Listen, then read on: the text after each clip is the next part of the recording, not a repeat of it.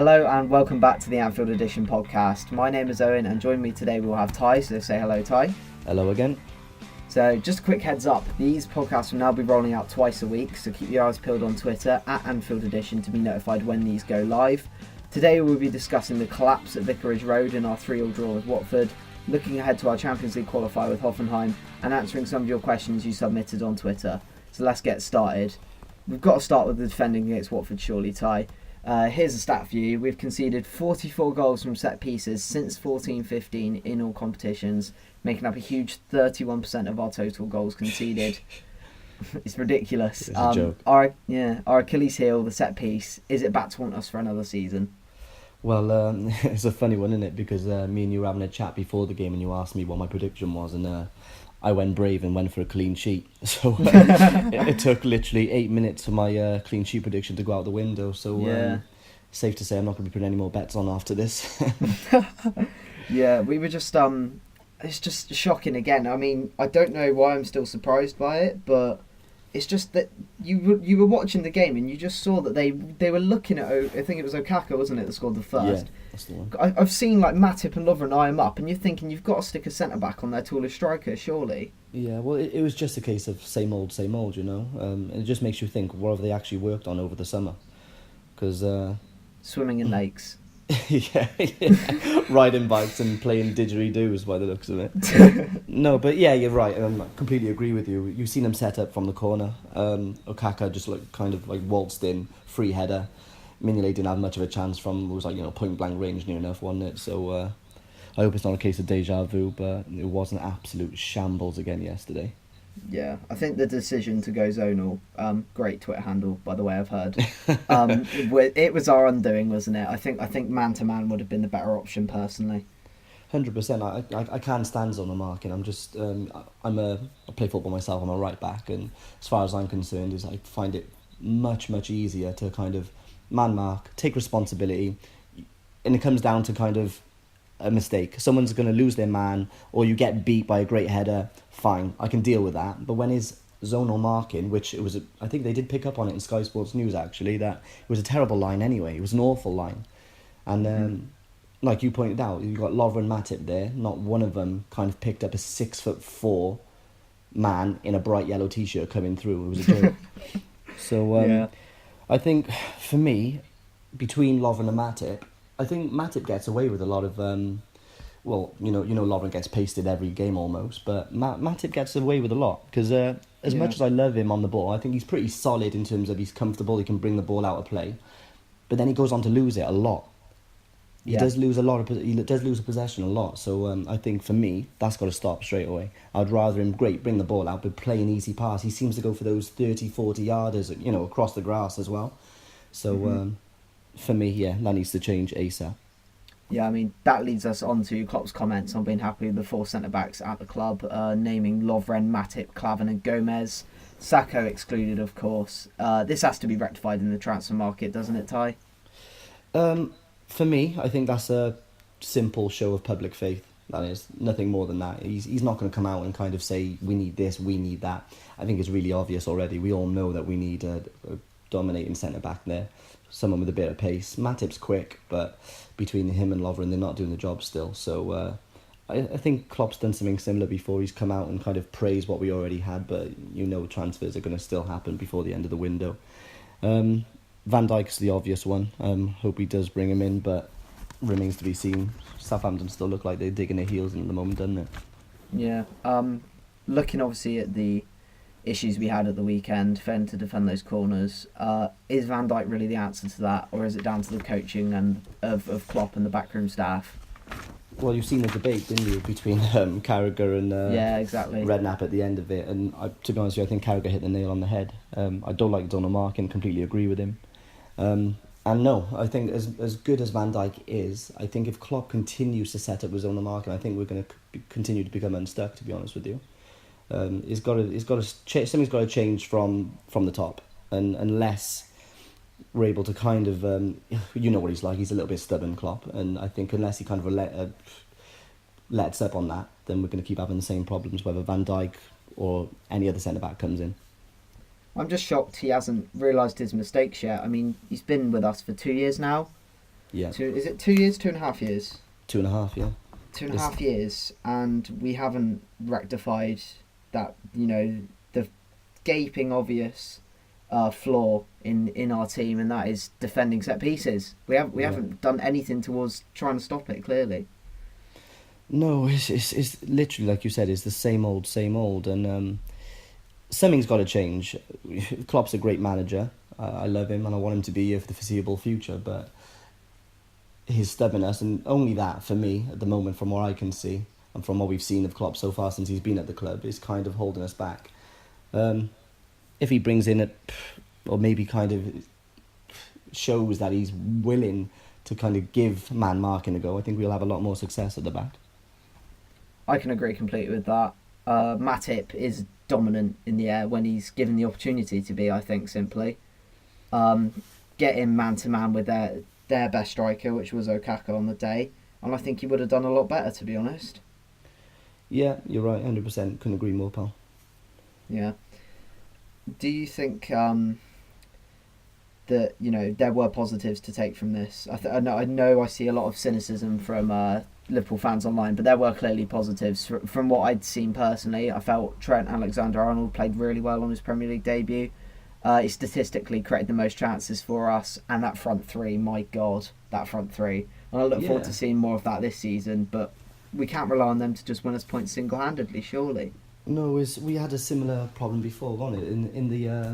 In the season where we nearly won it, obviously, it was kind of brilliant going forward, suspect at the back, and it looks like at the moment until the transfer window slams shut, if we don't bring anyone in, it's going to be the same old story, because more so after half time we picked up going forward. I think the link up play between Mane, even Moreno chipping in from the left hand side, Salah and Firmino was brilliant. That lob pass, I don't know, what do you think? Was there a pass or was there a shot for Firmino? But anyway. I'm gonna say shot. But yeah, it's frightening going forward. I think not many teams will live with us in the Premier League at all going forward. No. But is that divide, isn't it? Attack versus defence. We're going to have that same argument unless something changes rapidly. I mean, the neutrals going to absolutely love us this season. There's no doubt about that. But as Liverpool fans, we're going to be tearing our hair out, I feel, if this continues. I think Salah, especially, we've got to give a quick mention to him. We did point out in the season preview podcast, we were both really excited to see what he'd do and thought he'd be our best player. I think personally on the day he was, to be honest with you, Ty. 100%. We said he was going to be the one to watch, and he proved us right so far. I know his early days, but I think if he can show a little bit of consistency with that, then we've got a massive player on our hands.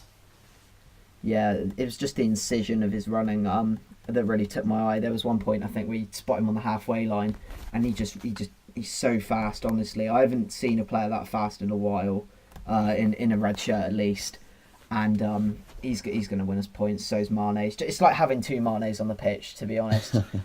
And I think that was so evident, comparing like Mane's impact in the Arsenal game last season and looking at Salah in this Watford game. The comparisons are so obvious. I mean, Salah just cutting in from the wing, like sort of almost replicating, Mane's run against Arsenal. It was just an incredible goal. I think that's something we're going to have to get used to seeing, and I'm absolutely buzzing that I'm going to be getting used to seeing Salah and Mane just absolutely tearing it down the wings. Let's hope neither of them get injured. Touch wood. Yeah, if they do get injured, obviously, who would you want to see come in first of all? Out of Ryan Kent, we've got Shea Ojo. Who do you want to see just fill in there? I like Kenty. I think he's shown enough in pre-season to show that he could make the step up. Not to obviously start and fill the boots game in, game out, but just to come in off the bench, I think, when we're comfortable, or I think we touched on it before, didn't we? Give him a run in the FA Cup and the League Cup if the games are not against one of the top four. Yeah. Touching back on set pieces, Ty, you did have a quick stat, didn't you? You wanted to read out regarding Premier League goals. Yeah, it was just a kind of another one on what you mentioned, actually. I think out of the all the top four, we're nowhere near as strong defensively. I think we all know that already, but I just seen a stat that we conceded 82 goals since Klopp arrived, and only Leicester, Hull, Stoke and Everton have conceded more. And that's just in the Premier League, isn't it, Ty? Exactly, just in the Premier League, and one of which those Hull went down. So it says a lot, doesn't it? What was the percentage for goals conceded again from set pieces? Let's have a look. I think it was just over 30%, wasn't it? About 32. I think I got 32% written down here. So over a third of our goals conceded from set pieces. Yeah, and I think something we cited as quite interesting was that Southampton's percentage was actually higher than Liverpool's, wasn't it? And obviously with Van Dijk plying his trade there, that doesn't look very promising for us, does it? It doesn't bode well, but I think he would, regardless of kind of stats. Yeah. I think he'll come in and make a massive difference for us. He's quick, he's strong, he's exactly what we need. And for you though, who would he replace? Would he replace Lovren or Matip?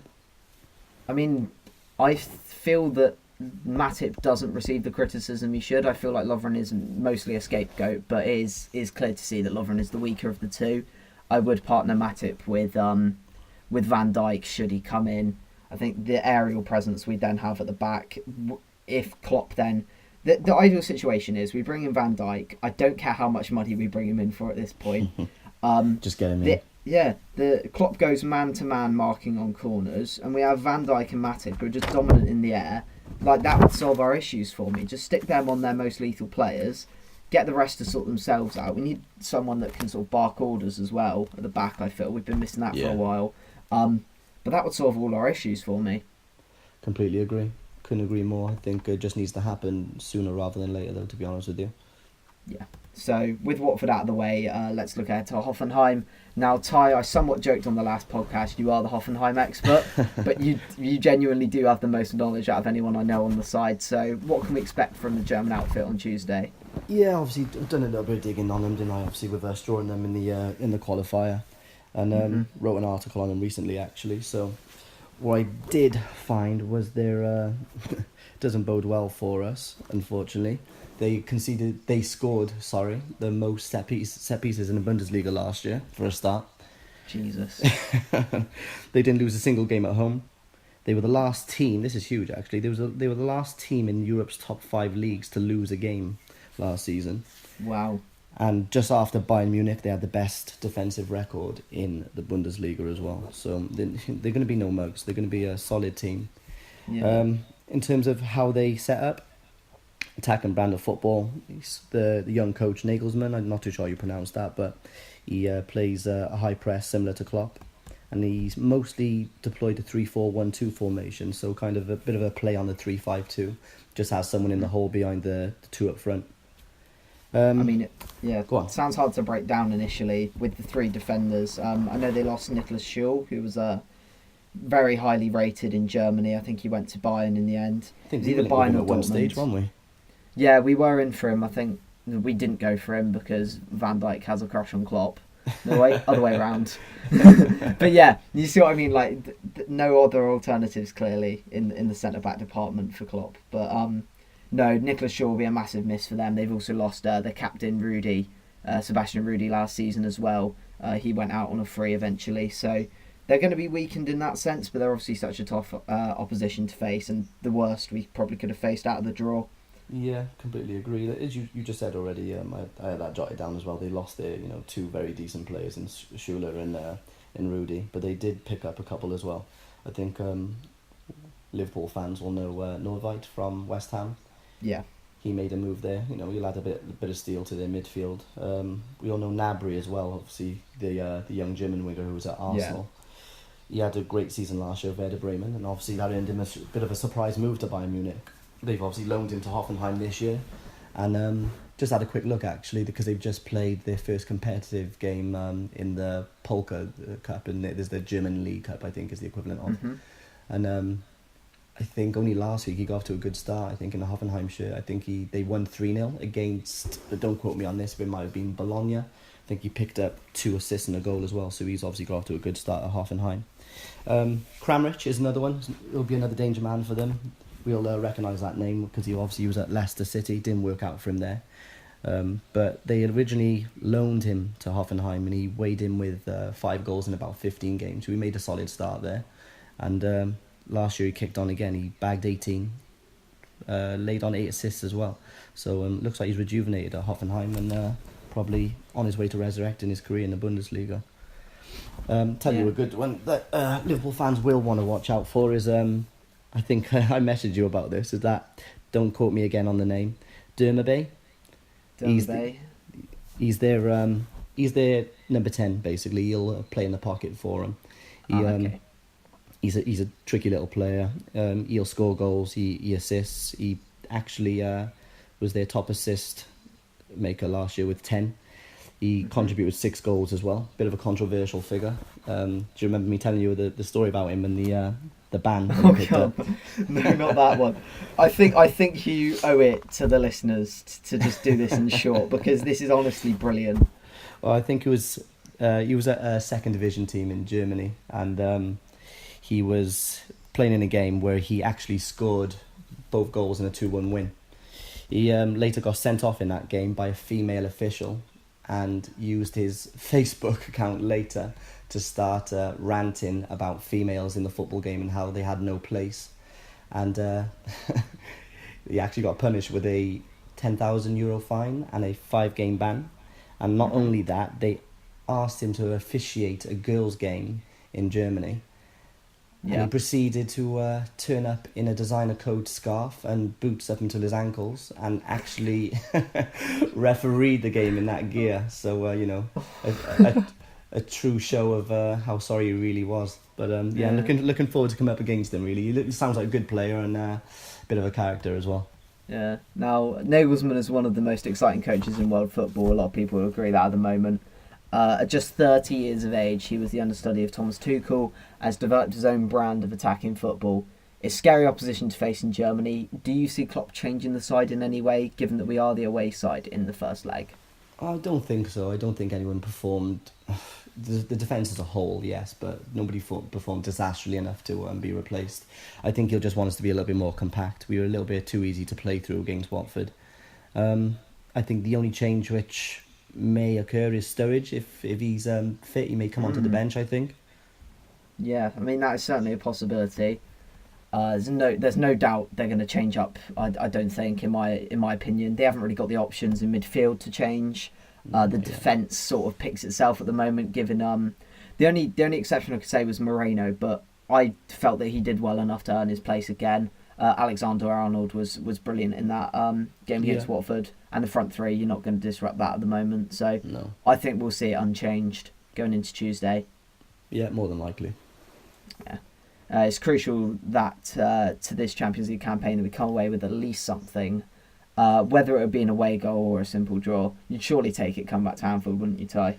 100%. I mean, you always fancy Liverpool at Anfield on European night, don't you? I think if we can keep it tight at the back as much as we possibly can, if we can keep a clean sheet, brilliant. I just think it's important that we get an away goal, because I think we'll do the business at Anfield then, no doubt. Yeah, I mean, we're always... It's you could compare it to the Europa League, I guess. Obviously, we had the result against Dortmund when we went out and picked up that away goal through Origi. That ended up being so crucial in that second leg. When you think about it, that away goal completely changed the tie. So I'd just say come away with something. I even if we lost 2-1, I'd still feel that we could do the business at Anfield. And I think a lot of people are going to underrate Hoffenheim going into this.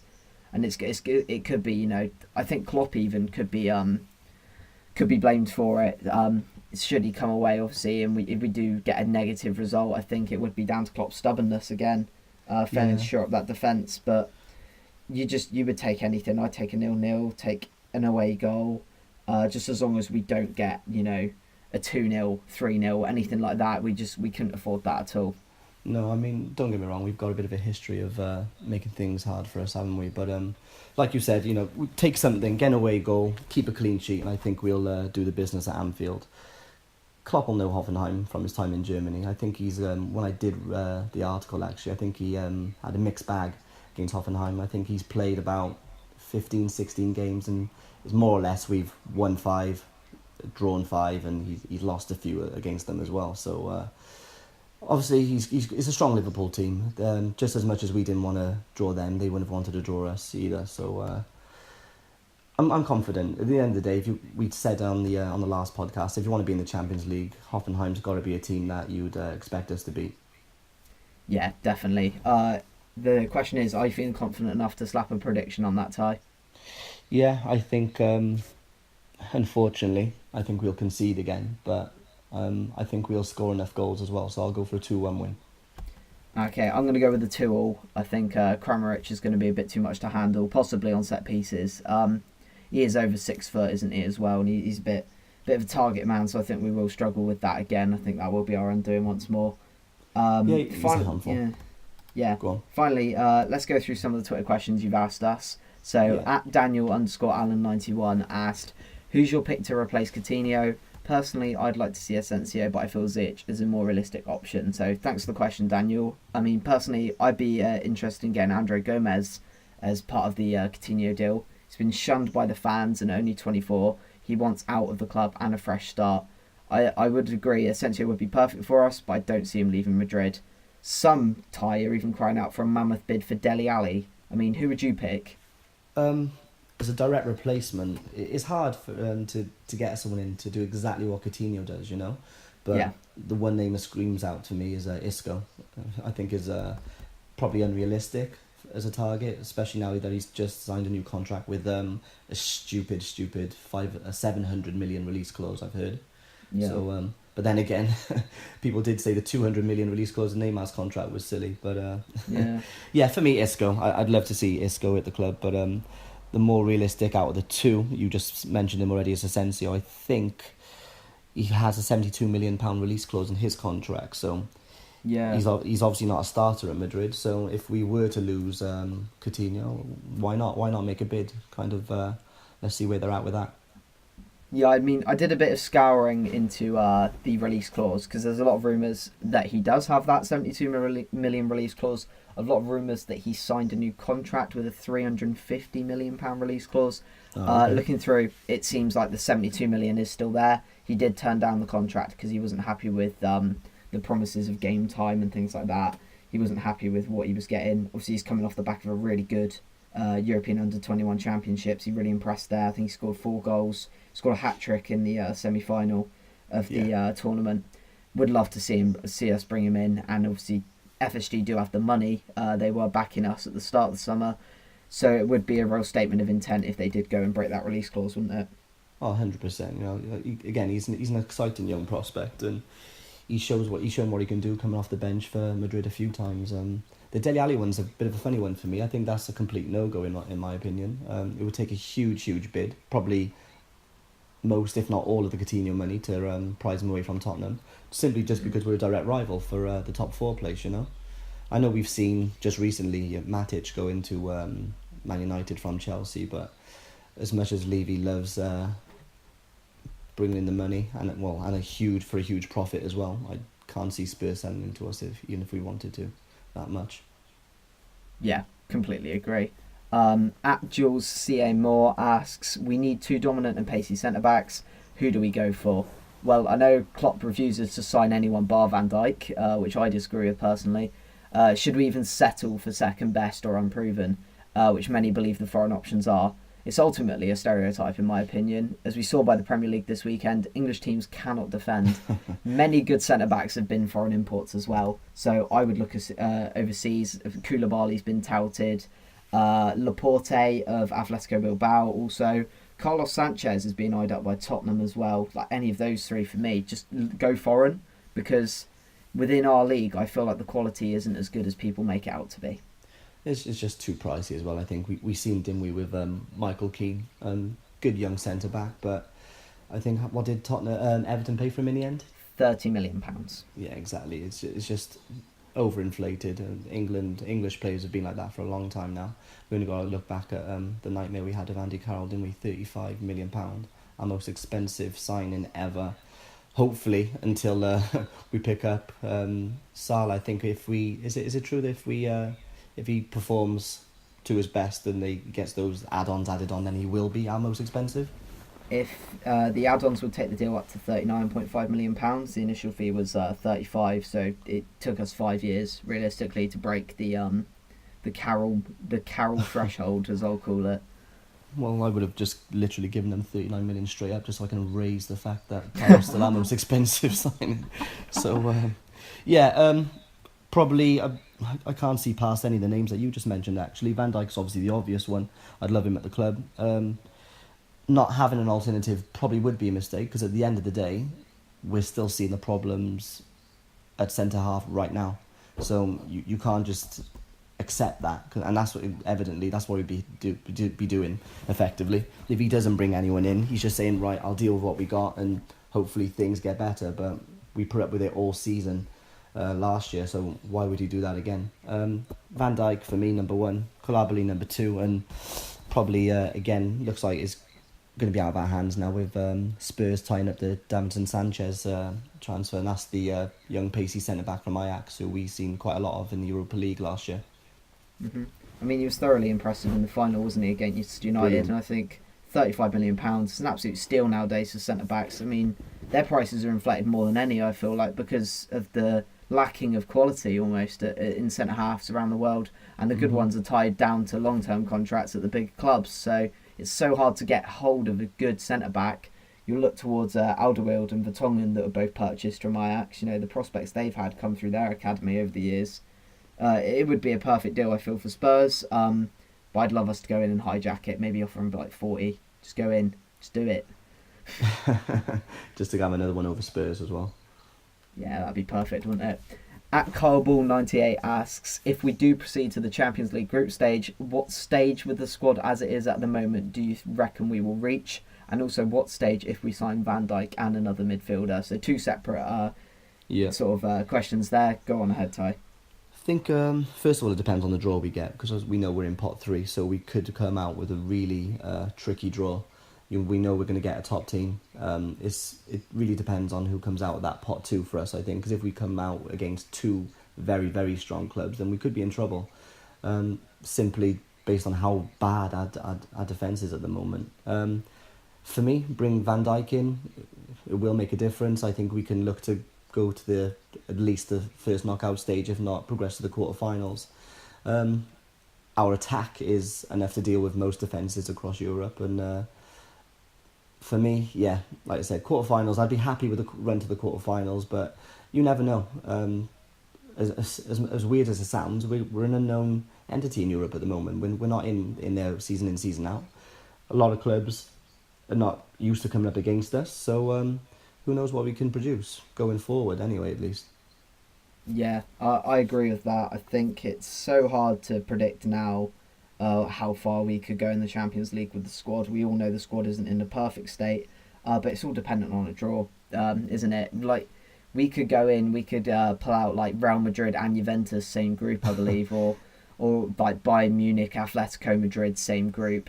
That could happen to us, and that would completely eliminate our chances of getting past group stages. So I think at this point, Kyle, it's a bit too hard to call. I would say obviously Van Dijk would boost our chances, but I don't think it would be as big as an improvement as everyone would expect. I think the quality of European sides abroad is too much for most English teams to handle anyway. I would say if we obviously get past Hoffenheim, which I'm sort of on the fence about even at the moment, given some of the defensive displays we saw against Watford, I wouldn't see us getting past the group stage to be an absolute pessimist in that case.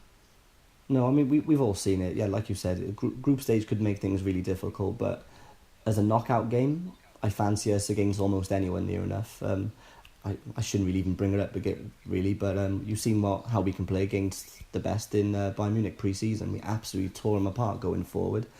Of course, it's a completely different setting, but they still had a very, very strong team out. They had their best attacking players on show. Very strong at the back as well, and we absolutely tore them to pieces. They literally couldn't live with the pace of Salah and Mane going forward. So, yeah, on a knockout tie, especially at Anfield, I'd have to put my money on us against any team.